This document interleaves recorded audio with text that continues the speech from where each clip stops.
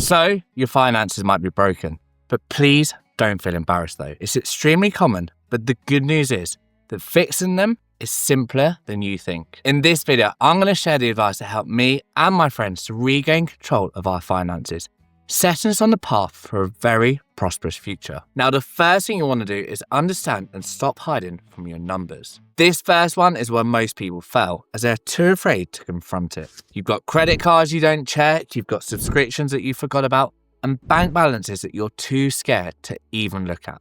I get it, but here is the brutal truth. Avoidance is making your stress significantly worse, not better. Psychology research shows that the moment you actually look at your debt, your anxiety drops. Why? Because you move away from panic mode into problem-solving mode. Once you understand your situation, taking the actions that we discuss throughout the rest of this video will help you to fix it. My first suggestion here is to spend 30 minutes this week writing down every single debt that you owe. Every credit card, every loan, every "I'll pay you back." Don't judge yourself, just write it down. And that is it. That single action rewires your brain from "I'm drowning" to "here is my map forward." The relief that you feel when you confront it, I can tell you that is real. And this is your nervous system telling you that you're now in control. And if you want to take this even further, I'd recommend working out what your fixed expenses are each month, such as your rent, your car payments, your gym memberships, your subscriptions, and so forth. Then you can truly challenge yourself on whether you actually need these. Please do hold this thought though, as we'll come back to it in section 5. Second, you then want to target your highest interest debt first. And if you can, also boost your income to help accelerate paying this off even faster. Now, unfortunately, this is a point that most people sabotage themselves. They hear the advice such as pay off your smallest debt first for a quick win. And psychologically, that sounds great. However, mathematically, that ends up costing you thousands of pounds. A £7,000 credit card balance at 23.96% APR will cost you £3,355 in interest if you only pay £250 monthly. You cut that interest rate to even say 20% and you save £778 whilst also paying off that credit card in the same time frame. This is where I want to introduce the debt avalanche method. And the good news is that it's really simple. To adopt this, list all of your debts by highest interest rate first. Then start overpaying the ones with the highest interest rate, whilst then still maintaining the minimum payment on the others. This approach ensures that you're reducing the total amount of interest you will pay by paying off that with the highest interest. To really change the game, you don't have to choose between paying debt aggressively or building wealth. You can actually do both. But here's what separates people who actually escape from debt from those who just shuffle it around for many years. And the key is that they actually generate extra income to fuel the payoff. Now, a good way to do this is to build a side income stream. And the good news is that it doesn't even have to be huge. Let's say you're drowning because your monthly income is $3,000 and your debt requires you to pay $900 per month. But after all of your bills, you only have a spare $200. If you can generate that extra $700 per month, it's the most direct path to paying off that debt. Now, the good news is there's lots of different ways that you can build in additional income. This could be through freelancing your existing skills. So for example, writing, design work, virtual assistant work, potentially creating content such as a YouTube channel, TikTok, etc. Even the small channels do grow if you're consistent. You could also look at reselling. So for example, buying trainers and selling them, vintage goods, Facebook Marketplace, etc. Or even service work. This could include things such as cleaning, pet sitting, tutorials.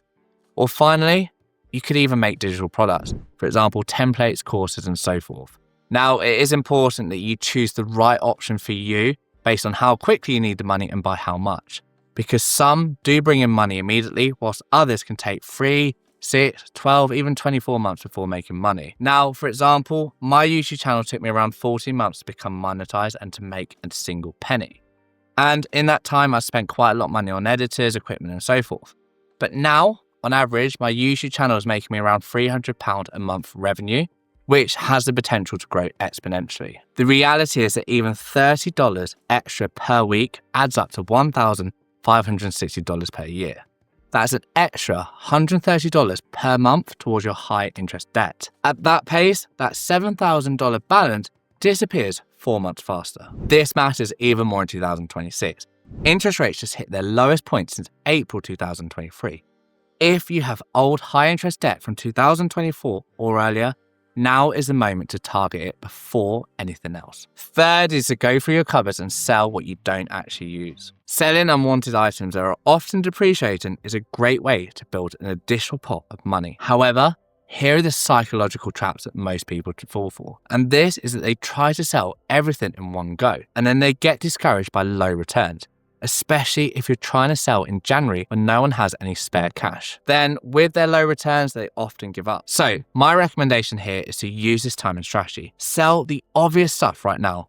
Things that people will still want in January when they do not have a lot of money. Things such as seasonal clothes, such as ski gear, electronics, etc. This helps you generate quick cash for immediate debt payment, and then also helps you to build the momentum. Quick wins matter more than you think. But then pause. Wait until you get your next paycheck or bonus, then sell more. Why? Because selling items creates a sense of scarcity and urgency in your brain that can trigger impulse spending if you're not careful. By waiting until you have fresh income, you ensure that you do not fall for this trap. To do this, you can use platforms such as Facebook Marketplace, eBay, or Depop. They handle the mechanics, so all you have to do is list, post, and then collect the money. Once you've done this, you'll be pleasantly surprised by how much money you've raised. Plus, you'll feel good that you've decluttered your wardrobes. Fourth, you then want to consider consolidating or even renegotiating your debt payments if you're drowning. If you've got $500 going into a credit card, $300 into a personal loan, and $200 to a store card, you're not just spending money. You're spending mental energy juggling payments. This is where consolidation becomes critical, but only if one of two things is true. First, your credit score has improved since you took out the original loan. Or second, interest rates have dropped. Right now in 2026, rates have dropped, which means if you took out a loan in 2024 at a high rate, refinancing could generally lower your monthly payments. But here's the trap. Do not extend the payment timeline just to lower the monthly amount unless you really have to. A lower payment is only good if you're paying the same total or less interest overall. If you do have to consolidate your debt and extend the period to give yourself more breathing space, this is totally acceptable, but please do note that by doing so is ultimately going to lead to you potentially paying more money over the long term. Now, at this point, I want to say if you're really struggling, you could contact a non-profit credit counselor, organizations such as the National Foundation for Credit Counseling in the US or Step Change Debt Charity in the UK. If you live in another country, you'll likely have similar organizations, so please consider them if you have to. They can negotiate directly with your creditors, sometimes securing lower interest rates or waive fees without you having to take out a new loan. This isn't classed as bankruptcy, but it's classed as leverage. Please research this thoroughly though before going down this route because it could have negative consequences. Fifth is to use the 20-60-20 framework to ensure that you manage your money like the elite, ensuring that you're building your wealth whilst still enjoying life. The 20-60-20 rule is a common rule that most finance gurus talk about, or a variation of it, and it's for a good reason. This is how it works. You allocate 20% of your after-tax income to savings and debt repayment, ultimately building for your future. You then have 60% of your after-tax income going towards your necessities such as your rent, your food, your utilities, etc. And then 20% is for your wants.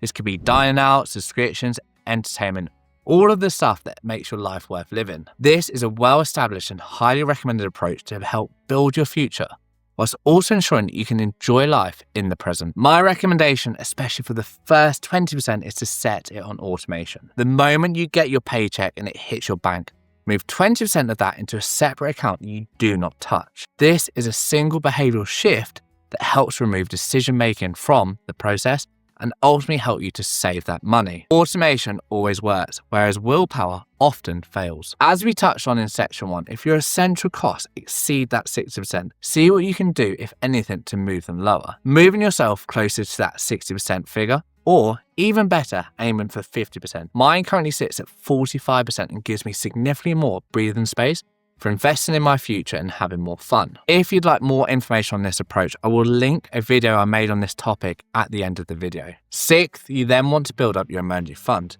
And yes, even whilst paying debt. This sounds counterintuitive, but there is a very important reason for doing it, as an unexpected $1,500 car bill or medical bill could destroy all of your progress and set you right back to the start and into new debt. Here, the key is to start small. I would recommend having around 3 months of essential expenses only. If your necessities are around $2,000 per month, that is $6,000. Not $10,000, not $20,000, just 3 months, which will make it significantly easier to get there. You will also want to keep this in a high yield savings account earning between 4 and 5% interest per annum. This keeps it accessible for true emergencies whilst also ensuring that your money is still working for you by earning interest. At number 7, we have start investing small. Even £25 a week compounds into real money. Now, before you immediately dismiss this one and think that you don't have money to invest, please hear this story out. I want to share how I've been investing £25 a week into the S&P 500 index fund and how much money it's made me. Now, the good thing with investing a relatively small amount, such as say £25 a week, or it could be even lower, is that a lot of people won't miss it. It's probably the cost of a subscription, a meal out, maybe a couple of pints at the pub, etc. And the good news is, as it's not a massive amount of money, you won't think about it. However, over 21 months, that modest commitment of £25 a week has achieved a 26.27% time-weighted return, gaining me £344 and turning my investment pot into £2,743 in total. Now, if I hadn't have done that, I wouldn't have that £2,700 and I probably would have spent it on other things such as beer, eating out, etc. To highlight this even further, here's some shocking maths that I want to share with you. If you invest $25 a week over 25 years, that's $32,500 in contributions. But with compound growth averaging just 10.13% annually, which is the S&P 500's historical average, you're looking at an approximate pot of $147,000 after 25 years. That is not get rich quick. That is wealth building whilst you sleep. And this is something that is really realistic for most people. Honestly, when you get into this habit, that £25, $25 a week, you won't hardly feel it. If you skip your daily coffee, you skip one takeaway meal a week, you've got it covered. But your future self feels that compounding effect dramatically. Here is what really matters. You can pay off your debt and invest simultaneously.